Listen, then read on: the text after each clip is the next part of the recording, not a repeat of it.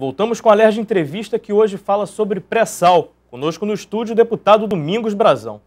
Deputado, vamos começar a explicar, desmistificar um pouco essa questão do pré-sal. Fala-se muito em novo marco regulatório. Como é que a gente pode explicar isso da forma mais simples para o telespectador?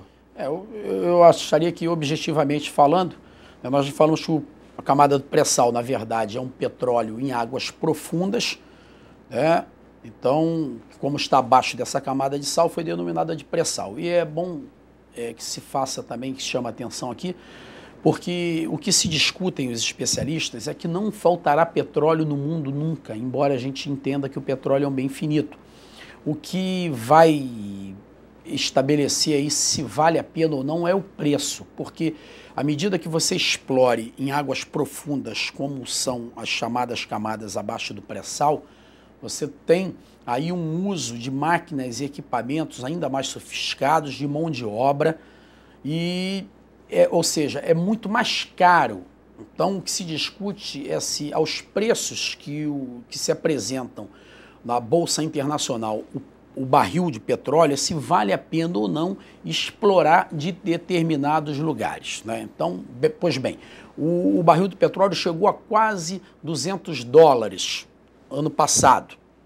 Né? Hoje está na casa dos 60. Já há quem diga que hoje não vale a pena explorar abaixo da camada do pré-sal em função do preço.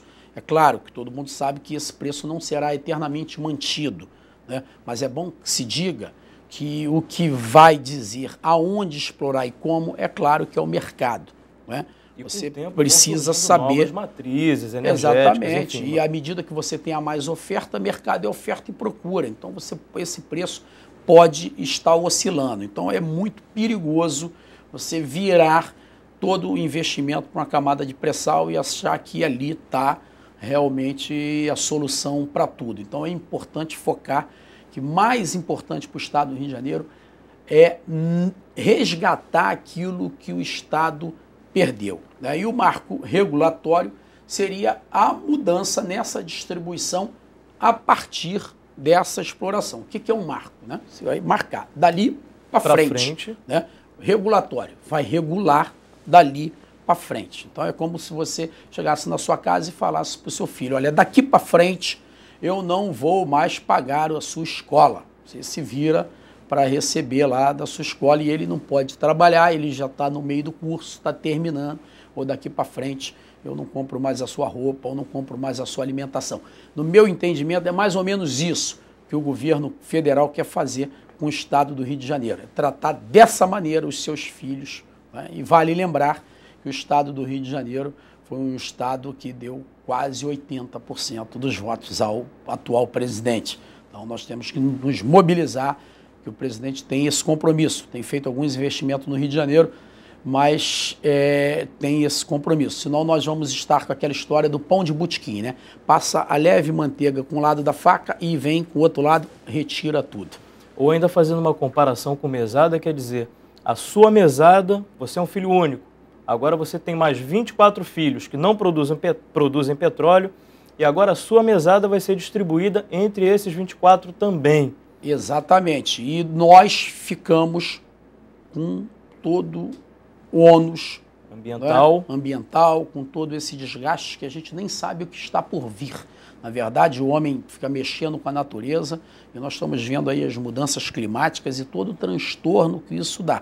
Isso vai ficar para nós, moradores do Estado do Rio de Janeiro, descobrirmos que preço nós vamos pagar. Se o mar, em função disso, se vai mexer na altura, se vai invadir algumas praias, algumas casas, dentre outras coisas, né? E para se ter uma ideia do que o Estado do Rio de Janeiro vem perdendo ao longo dos anos, né, eu escutei uma coisa interessantíssima, até de um colega do PMDB, um deputado muito atuante, o deputado Eduardo Cunha, da bancada federal do Estado do Rio de Janeiro e do PMDB do Rio de Janeiro.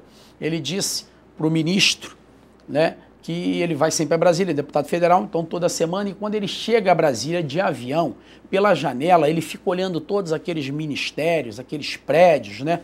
E ele fica olhando aquilo ali e diz: tudo isso aqui o Estado do Rio de Janeiro perdeu. porque isso aqui era na capital, no Rio de Janeiro. Então, para você ter ideia do que o Rio de Janeiro está perdendo. Quando você for a Brasília, tudo aquilo que você vê em Brasília, aqueles ministérios, todas aquelas coisas funcionando, tudo aquilo o Estado do Rio de Janeiro perdeu. Só para se ter noção do que o Estado do Rio de Janeiro vem perdendo ao longo desses anos. Então, nós precisamos realmente de muita mobilização. Os royalties do petróleo funcionam hoje com a seguinte participação: 50% deles vão para a União, 40% vão para os estados produtores e 10% para os municípios. Metade desse valor fica com a União. É um valor bem grande para eles distribuírem também. Sim, e a União, que já tem aí uma gama de impostos, né? Poderíamos falar de PIS, COFINS, imposto de renda, contribuição sindical, imposto, o CID da gasolina. Maior concentração de petróleo, recursos na mão da União, né? A legislação brasileira, no meu entendimento, ela já concentra na mão da União muitos recursos que poderiam ser melhor distribuídos para os estados e os municípios, que são realmente aqueles que estão no dia a dia, em especial os municípios, que vivem o dia a dia do cidadão comum, né? Quer dizer, os estados ficam contando cada vez mais com a política da boa vontade, porque por mais que o governo federal hoje distribua recursos, pode, enfim, daqui a alguns anos, um novo presidente decidir concentrar esses recursos.